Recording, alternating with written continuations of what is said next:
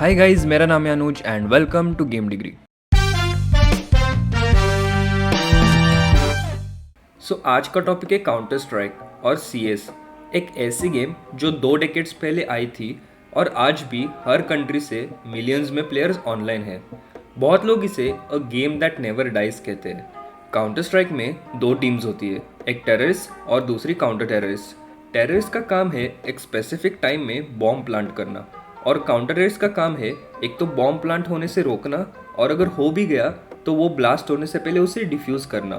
I know कि ये information देने की ज़रूरत नहीं है, बट मैं इस सारे वीडियोस में गेम्स की पहले की इंट्रोडक्शन देता हूँ ताकि जो लोग ये गेम के बारे में नहीं जानते उन्हें भी इसके बारे में एक बेसिक आइडिया मिले।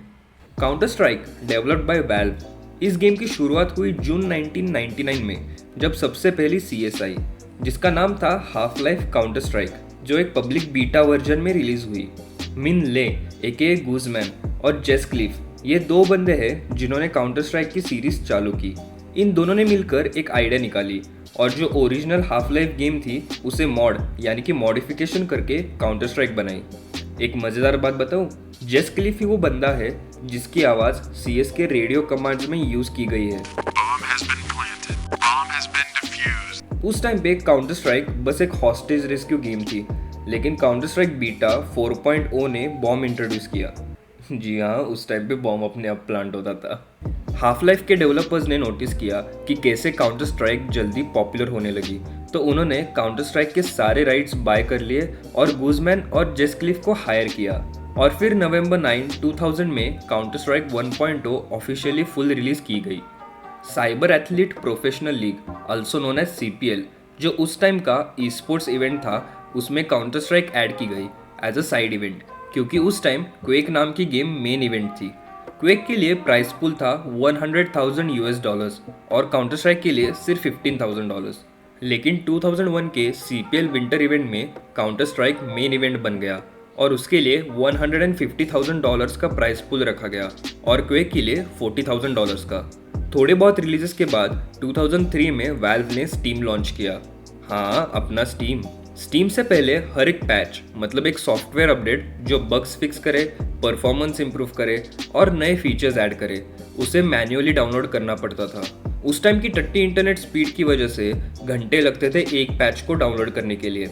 स्टीम के साथ काउंटर स्ट्राइक 1.6 का फाइनल रिलीज आया और उसके बाद 23 मार्च 2004 में काउंटर स्ट्राइक कंडीशन 0 रिलीज हुई, जिसके ग्राफिक्स थोड़े बेटर थे 1.6 से।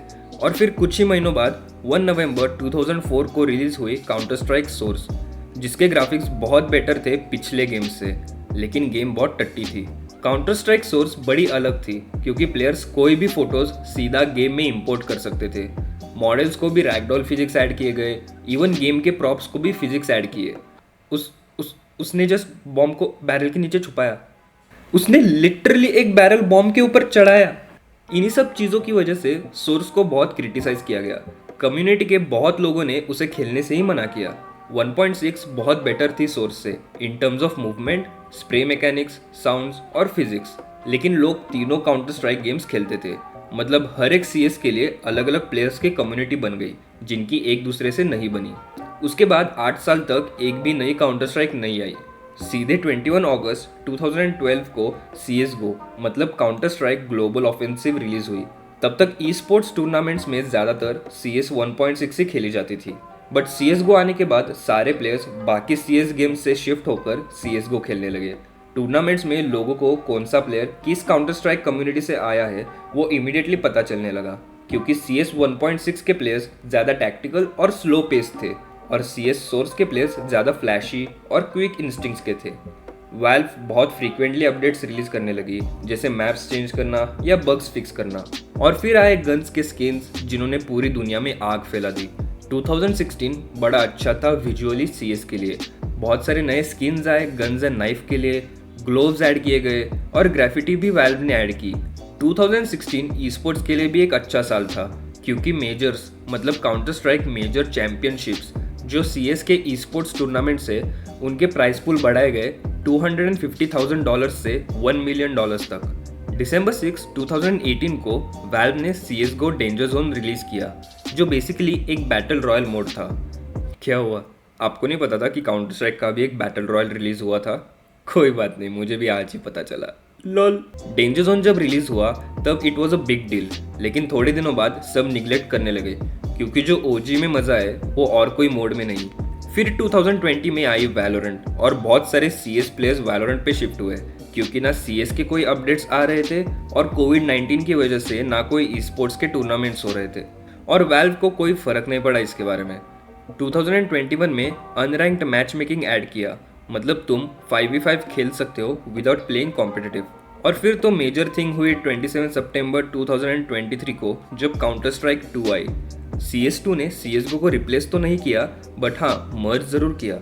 CSGO का लोगो और नाम दोनों स्टीम पे चेंज हो गए, लेकिन आप फिर भी CSGO खेल सकते हो CS2 को लॉन्च करके। सो ये थी काउंटर स्ट्राइक की हिस्ट्री, जिसमें हमने देखा कैसे एक आइडिया जो इनिशियली सिर्फ एक मॉड होने वाला था वो अब one of the most famous 5v5 first person shooter game बन चुकी है। आई नो कि मैंने बहुत सारे अपडेट्स या फिर न्यूज़ मेंशन नहीं किए होंगे, बट काउंटर स्ट्राइक की हिस्ट्री ही इतनी पुरानी है कि मैं इस वीडियो में कवर नहीं कर सकता, इसलिए जो मेन इवेंट्स या चेंजेस थे वो सारे मैंने कवर करने की कोशिश की है। आई होप कि आपको ये वीडियो अच्छी लगी और थोड़ा बहुत ज्ञान भी मिला।